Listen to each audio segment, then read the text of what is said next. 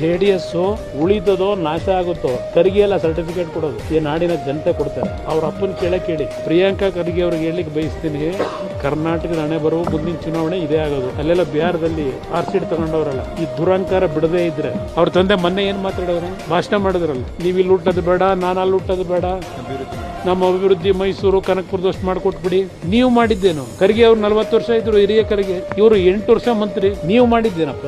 ನನ್ನ ಪಕ್ಷ ನಾಶ ಆಗಿದೆಯೋ ಇಲ್ಲ ಉಳಿದಿದೆಯೋ ಮುಂದೆ ಜನ ತೀರ್ಮಾನ ಮಾಡ್ತಾರೆ.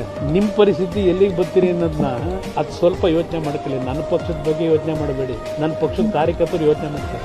ಕಾಂಗ್ರೆಸ್ ನಾಯಕರಿಗೆ ಬೇರೆ ಪಕ್ಷದ ಬಗ್ಗೆ ಅವ್ರಿಗೇನು ತೊಂದರೆ ಇಲ್ಲ, ಇರೋದೇ ಜನತಾದಳ. ಅವರಿಗೆ ಜನತಾದಳ ಫಿನಿಶ್ ಆದ್ರೆ ಅವ್ರು ಉಳಿತಾರೆ, ಜನತಾದಳ ಮೇಲೆ ಬಂದ್ರೆ ಅವ್ರ ಲೈಫ್ ಏನು ಅಂತ ಗೊತ್ತವ್ರಿಗೆ. ಜಸ್ಟ್ ನಾವು ಬಿಜೆಪಿಯ ಜೊತೆ ಪಾರ್ಲಿಮೆಂಟ್ ಚುನಾವಣೆಗೆ ಒಂದು ಮೈತ್ರಿ ಮಾಡ್ಕೊಂಡಿದ್ದಕ್ಕೆ ನಿಮ್ಮ ಮನೆ ಬರ ಎಲ್ಲಿಗೆ ಬಂತು? ಸ್ವಲ್ಪ ನಮ್ಮಲ್ಲೇ ಆದಂತ ಕೆಲವು ದೋಷದಿಂದ 9 ಸೀಟ್ ಗೆದ್ದಿದ್ದೀರಿ ಪಾರ್ಲಿಮೆಂಟ್ಗೆ. ಇಲ್ಲಿದ್ರೆ 3ಕ್ಕೋ 4ಕ್ಕೋ ಇಳಿತಾ ಇದ್ರಿ ಮೊನ್ನೆ ಅಧಿಕಾರ ಇಟ್ಕೊಂಡು.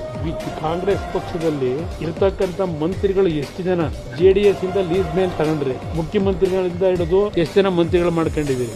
ನಿಮ್ ಪರಿಸ್ಥಿತಿ ಎಲ್ಲಿಗೆ ಬರ್ತೀರಿ ಅನ್ನೋದನ್ನ ಅದು ಸ್ವಲ್ಪ ಯೋಚನೆ ಮಾಡ್ಕೊಳ್ಳಿ. ನನ್ನ ಪಕ್ಷದ ಬಗ್ಗೆ ಯೋಚನೆ ಮಾಡಬೇಡಿ.